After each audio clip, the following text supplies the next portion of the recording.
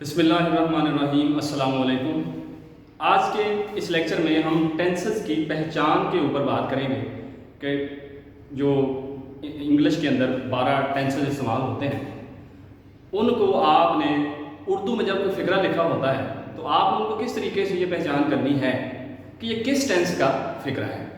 तो उसके लिए जो रवायती तौर पे तरीक़ाकार इस्तेमाल होता है, मतलब प्रेजेंट इंडेफिनिट टेंस है जी, उर्दू फ़िक्रात के आखिर में ता है, ती है, ते हैं, ता हूँ वगैरह वगैरह आता है।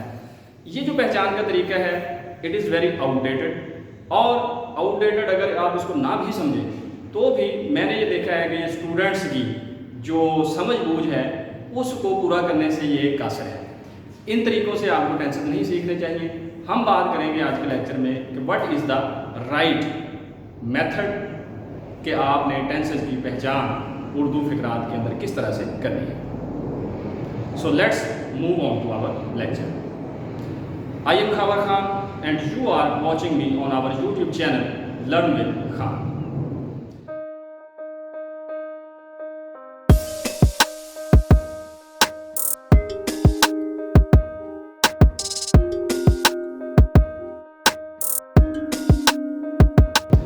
आपकी स्क्रीन पे ये जो टेबल शो हो रहा है, इस टेबल के अंदर जो वर्टिकल एक्सेस है उसके ऊपर टेंसेस के नाम लिखे हुए हैं, और जो हॉरिजॉन्टल है उस पर प्रेजेंट, पास्ट और फ्यूचर इन टेंसेस की डिटेल दी गई है। सबसे पहला टेंस इस कॉम्बिनेशन के साथ क्या बनता है, प्रेजेंट, और जो लेफ्ट साइड पे इंडेफिनेट है प्रेजेंट इंडेफिनेट टेंस, फिर present continuous tense, present perfect tense और प्रेजेंट परफेक्ट कॉन्टिन्यूस टेंस।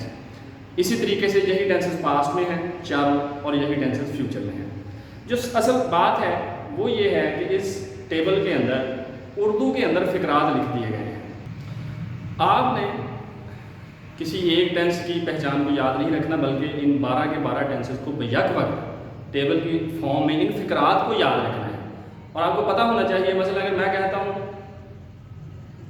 उसने गाया, तो आपके जहन में फ़ौरन आना चाहिए कि ये पास्ट इंडेफिनेट टेंस का फ़िक्रा है। इस तरीके से मुख्तलिफ फ़िक्रात को आपने याद रखना है कि ये किस किस टेंस के हैं। तो पहले नंबर पे होगा ये कि आप इस टेबल को शुरू से लेके एंड तक याद रखेंगे। सबसे पहला जो फ़िक्रा है, गाना वर्ब इसमें इस्तेमाल किया गया है। वो गाती है, वो गा रही है, प्रेजेंट कॉन्टिन्यूस टेंस का है, वो गाती है प्रेजेंट इंडेफिनिट टेंस का फ़िक्रा है। वो गा चुकी है या उसने गा लिया है, वो 6 माह से गा रही है। अब ये वो 6 माह से गा रही है, प्रेजेंट परफेक्ट कॉन्टिन्यूस टेंस का ये फ़िक्रा है। वो गाती थी या उसने गाया, वो गा रही थी, वो गा चुकी थी या उसने गा लिया था, वो 6 माह से गा रही थी। वो गाएगी, वो गा रही होगी, वो गा चुकी होगी या उसने गा लिया होगा, वो 6 माह से गा रही होगी। अब ये जो टेबल है, इस टेबल को हमने वर्टिकल वे में पहले पढ़ा, ऐसे आपको याद करके आपने इसकी प्रैक्टिस करनी है। फिर आपने इसको हॉरिजॉन्टल वे में प्रैक्टिस करना है। वो गाती है, वो गाती थी या उसने गाया, वो गाएगी। अब ये इंडेफिनिट टेंस है। कॉन्टिन्यूस में वो गा रही है, वो गा रही थी, वो गा रही होगी, वो गा चुकी है या उसने गा लिया है, वो पहले ही गा चुकी थी या उसने पहले ही गा लिया था। अब ये पहले ही को भी हम डिस्कस करेंगे कि ये क्यों लफ्ज़ हमने ऐड किया, आपने भी याद रखना है इसे। वो गा चुकी होगी या उसने गा लिया होगा, वो 6 माह से गा रही है, वो 6 माह से गा रही थी, वो 6 माह से गा रही होगी। अब ये अगला काम यह है कि फिर आपने इसको बैकवर्ड ऐसे ऐसे ऐसे और ऐसे, और फिर आपने इसको ऐसे ऐसे और ऐसे। अब हम अगर वर्टिकल वे में इसको याद करें, वो 6 माह से गा रही होगी, वो गा चुकी होगी या उसने गा लिया होगा, वो गा रही होगी, वो गाएगी। वो 6 माह से गा रही थी, वो पहले ही गा चुकी थी या उसने पहले ही गा लिया था। वो गा रही थी, वो गाती थी या उसने गाया। वो 6 माह से गा रही है, वो गा चुकी है या उसने गा लिया है, वो गा रही है, वो गाती है।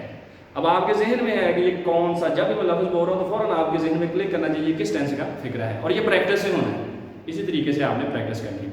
अब अगर आप इसको हॉरिजॉन्टली पढ़ें बैकवर्ड, वो 6 माह से गा रही होगी, वो 6 माह से गा रही थी, वो 6 माह से गा रही है। वो गा चुकी होगी या उसने गा लिया होगा, वो पहले ही गा चुकी थी, वो पहले ही गा चुकी थी या उसने पहले ही गा लिया था। वो गा चुकी है या उसने गा लिया है। वो गा रही होगी, वो गा रही थी, वो गा रही है। वो गाएगी, वो गाती थी या उसने गाया, वो गाती है।